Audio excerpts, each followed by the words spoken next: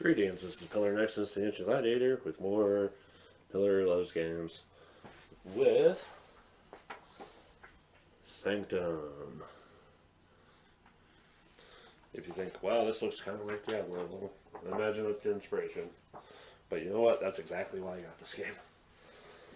In Sanctum, you will have a hero with a figure, and they will have skills that they can research and acquire by defeating various enemies, and blessings that can be achieved through reaching certain goals of developing skills, getting certain gems, equipping certain level of gear, and ultimately the goal of the game is to survive to the final boss and defeat them. The actual final boss fight itself is a series of having to match dice to get past certain points. And then, so the actual gameplay itself is on your turn, you'll do one of three things. You have to move if you're still off the board, which will set up the initial encounters for the act. So after you move, you'll pick one of the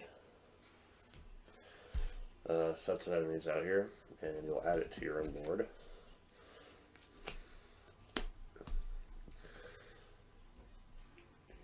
And then the next player will go. I'll actually add some stuff of their own. I'm going to take these ones. So then on the next turn, you can either continue moving, which will add more enemies, or you can try to fight the enemies you've already built up. So this dude, in order to hit these enemies, needs a 1 and a 3. You start the game with 2 dice. Disclaimer, I've replaced the dice because I despise wooden dice so much. They're unbalanced and they don't feel good. But you'll start the game with 2 dice. You'll get a bonus die for equipping something for the first time. You'll get a bonus die at a fixed point in the middle of the journey. You'll get a bonus die in the penultimate act of the game before the final boss. And then, you'll take your dice, you'll roll them. We're trying to match up dice with the dice shown on the enemies to defeat them. You have, I want to say, stamina and mana. Those help you with either defending yourself against damage that you'd be taking from enemies that survive, or modifying your die roll. Here, a +1 or -1, a +2 and -2. So combine them together for a -3, turn that into a 1, boom. Enemy is defeated. When you defeat an enemy, you'll get skill gems moved up based on what it shows. These ones are only level 1. There's level 2, level 3. And when you do that, you decide where the gems are, and you will move them up as you see fit. So I want to have as more health, more of this available as I can. So move up that one, move up that one. As soon as you move up the last gem, you get the skill, and that permanently increases that. Others will go into certain slots. There's one that's going to go here. And then the defeated enemies become gear. To equip gear, you take a rest action instead of doing anything else. You restore anything. You can equip by putting those there, but you'll have to use your gems. And equipping for the first time will get you that extra die. So here we need to use red gem, we need a red gem. White gems can be increased from the skill box by any color demon experience. They can be used to equip anything of any color, provided you have enough of them.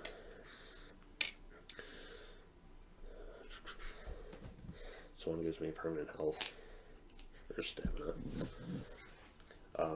Once you're done equipping, you'll check to see if you hit the achievement here. And then you have the option, if you've got leftover item cards, to sacrifice them and get potions. So at the start of battle, you don't recover health and your stamina and your mana until you rest. But if you absolutely want to do fights without having to rest first, because you need to make the most of your time in this game, you can give up items for potions. And at the start of the battle, expend those potions to get stamina back. So at the start of battle, while I've used up my defenses quite a bit,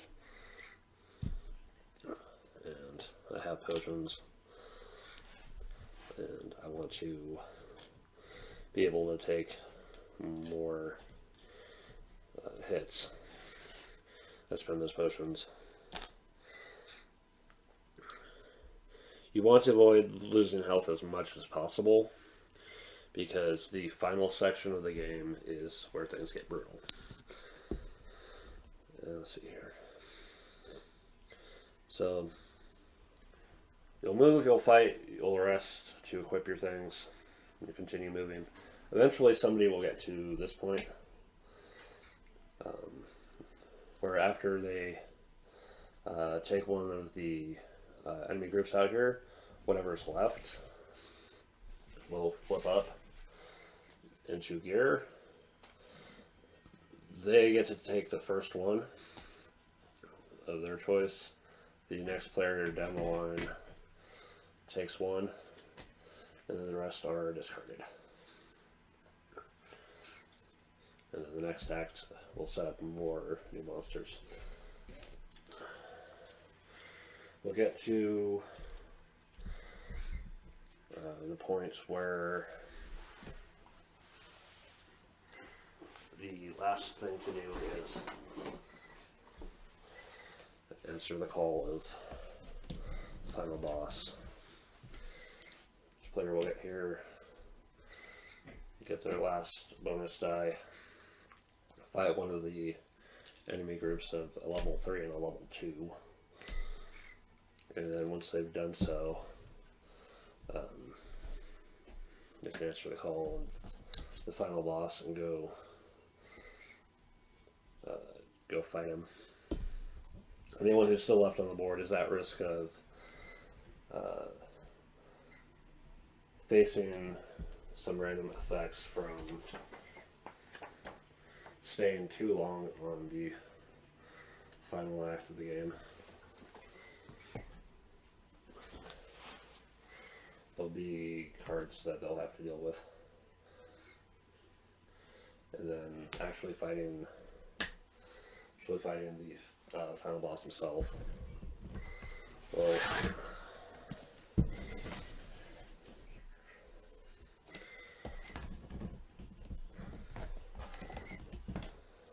so at the start of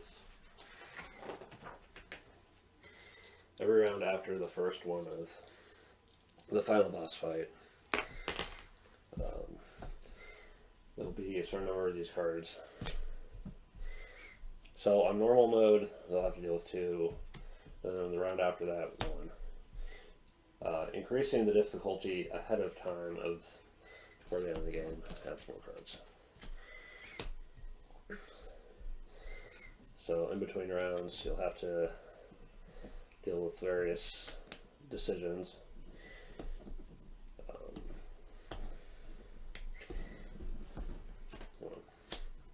So you'll have to shorten your health or corrupt ability spaces so you can't use them, or heal wounds.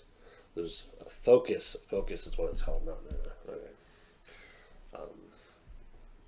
Now, hopefully, if you've been achieving things throughout the course of the game, you'll have these blessings to help you out. You know, extra damage resistance, extra dice modification. But again, the final battle setup for each player is here where the light's actually kind of more manageable.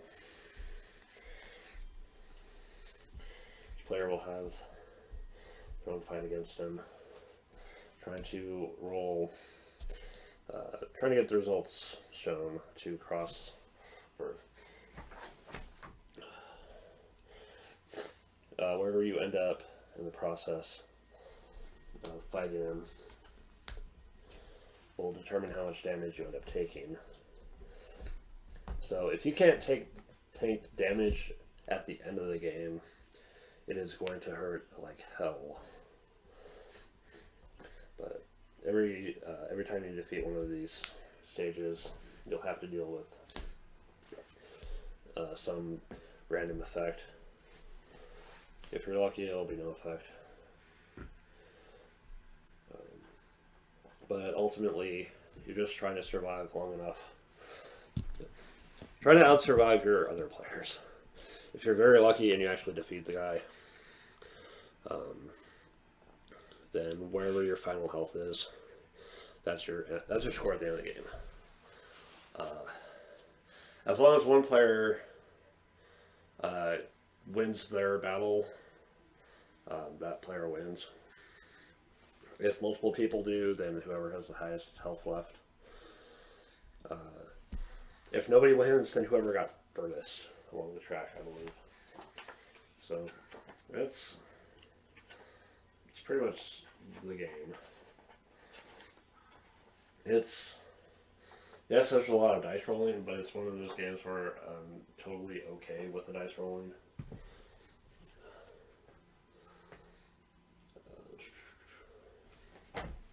It's, again, the reason why I bought this game is because I love Diablo. Diablo 2 especially. And I'm tempted to come back to that game at some point and get through hell difficulty with my assassin. But yeah, this is a fun, crazy game of fighting, getting stuff, and I recommend it. I recommend Sanctum. It's fun. So if you can, check it out. It's fairly recent. I want to say I got it like the first time I got it was around the start of the pandemic, and then that kind of got me through some lonely months. And I bought this a second time and proceeded to run it at least once with other players, and that was a fun time. Sanctum, check it out. It's good. Thank you for watching my video. Have a nice day. This has been Pillar Nexus. Pillar loves tabletop games.